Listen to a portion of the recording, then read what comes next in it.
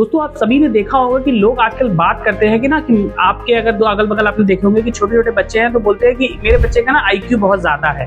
तो आपने सुना होगा कि आईक्यू की बातें हर जगह होती हैं। जब लोग बोलते हैं कि हमारे बच्चे का आईक्यू ज्यादा है या इनका आईक्यू बहुत ज्यादा है, तो वो लोग डिपेक्ट करते हैं कि हो सकता है कि जिस तरीके से बाकी लोग सोचते हैं या उनकी समझने की जो शक्ति है वो शक्ति किसी दूसरे से ज्यादा होती है। तो यहाँ पे हम लोग बात करते हैं आईक्यू की। तो दोस्तों सेम इसी तरीके से जैसे आप लोग आईक्यू को नापते हैं, आज मैं आपके लिए लेके आया हूँ एक ऐसा कॉन्सेप्ट जो बात करता है फाइनेंशियल आईक्यू के बारे में।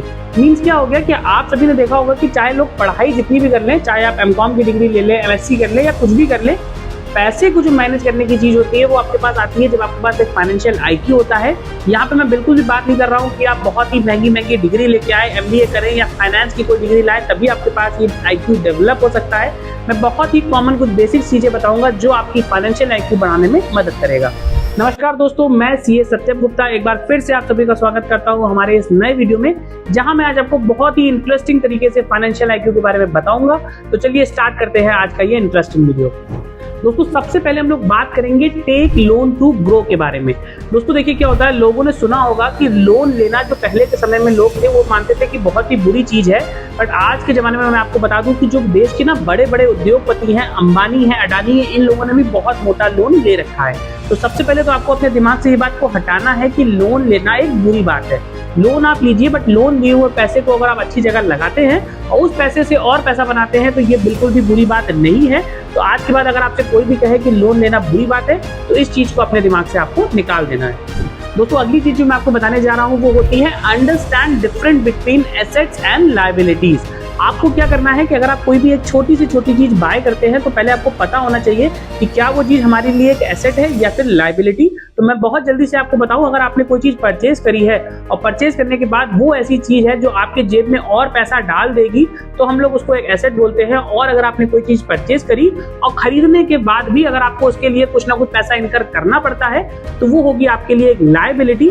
तो आप हमेशा ध्यान रखिए कि अगर आप एसेट्स ज्यादा बाय करेंगे और लायबिलिटीज कम बाय करेंगे तो आप एक आगे चल के एक गलती इंसान बन सकते हैं। तो फाइनेंशियल आईक्यू का जो दूसरा पार्ट होता है वो ये जरूर होता है कि आप डिफरेंस समझें। दोस्तों तीसरे एस्पेक्ट की तरफ जब हम लोग आगे बढ़ते हैं तो हम लोग बात करते हैं बजटिंग फॉर एक्सपेंसेस की। आपने बहुत सारे लोगों को देखा होगा जो क्या कहते हैं कि मेरे पास पैसा तो बहुत आता है मगर खर्चा भी बहुत सारा हो सकता है। इधर से पैसा आया और इधर से सारा पैसा खर्चा हो गया।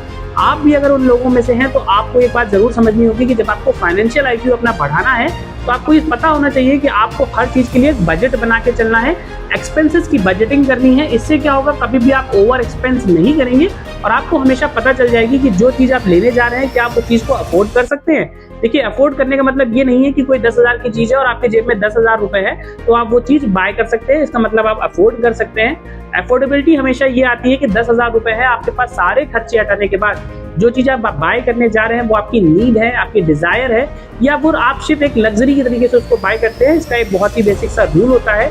तो आपको हमेशा ये बात समझनी है कि आपको जो खर्चे करने हैं वो बजटिंग के तहत ही करने हैं। अगर आप ऐसा करेंगे तो आपका फाइनेंशियल आईक्यू बहुत अच्छा हो जाएगा। दोस्तों फाइनेंशियल आईक्यू बढ़ाने के लिए आगे जो मैं आपको बता रहा हूँ वो होता है इन्वेस्टिंग फॉर फ्यूचर। अगर अब मैं आईक्यू की बात कर रहा हूँ तो यहाँ पे क्या होता है, देखिए ये सब पॉइंट्स वो हैं कि जो आदमी ये सारी चीजें करता होगा मैं मानूंगा कि उसका फाइनेंशियल आईक्यू तेज है, क्योंकि उसने अपनी फाइनेंशियल जितनी भी चीजें हैं उनको कवर कर रखा है। अब मैं बात करता था इन्वेस्टिंग फॉर फ्यूचर की। तो आप कोई भी अगर बिजनेस करते हैं, जॉब करते हैं, तो आपको ये पता होना चाहिए कि महीने में जो भी आपने कमाया उसका एटलीस्ट 20% आपको इन्वेस्ट करना है अपने फ्यूचर के लिए। क्योंकि फ्यूचर में अगर कोई भी ऐसी चीज आ गई जो आपने प्लान नहीं करी है तो आपको एक बार में वो झटका बहुत जोर से लगने वाला है। इसलिए आपको 20% हमेशा सेव करना चाहिए। अगर आप ऐसा करते रहेंगे तो आगे चल के आपको कभी भी फाइनेंशियल जो क्राइसिस होता है वो फेस नहीं करना पड़ेगा। और दोस्तों फाइनेंशियल आईक्यू का सबसे लास्ट पार्ट जो होता है वो बात करता है इंश्योरेंस फॉर कंटिजेंसीज की। आप सभी को पता होगा कि अगर आपने कार बाय करी है तो उसका इंश्योरेंस सबके पास होगा। आपकी गाड़ी का, मोटरसाइकिल का इंश्योरेंस होगा। क्यों? क्योंकि वो ना होने पे ना सरकार आपके ऊपर चालान कर देती है। बट क्या आपकी जिंदगी का, आपकी लाइफ का इंश्योरेंस आपके पास है?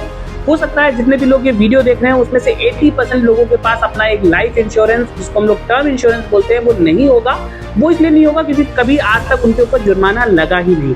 अगर सरकार ये जुर्माना लगा दे कि आपने अगर एक टर्म इंश्योरेंस नहीं लिया है और आपको साल का 500 रुपए देना पड़ेगा, तो जितने लोग ये वीडियो देख रहे हैं सभी लोग इंश्योरेंस जरूर ले लेंगे।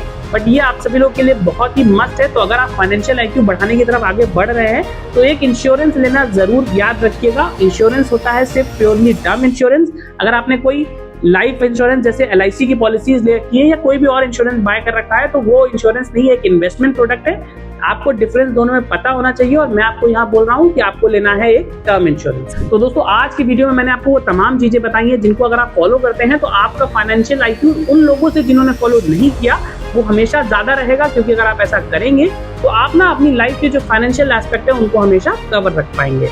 तो मैं आशा करता हूँ जितनी भी चीजें मैंने आपको बताई हैं वो आपको बहुत ही अच्छे से समझ में आ गई होंगी। फिर भी अगर आपके मन में कोई डाउट है तो आप नीचे जरूर कमेंट करिएगा, मैं आप सभी को इंडिविजुअली जवाब दूंगा। आगे बहुत सारे इंटरेस्टिंग वीडियो चैनल पे आने वाले हैं, तो जुड़े रहिएगा हमारे साथ, सब्सक्राइब करिए हमारे इस चैनल को। मिलते हैं आपसे अगले वीडियो में, तब तक के लिए धन्यवाद।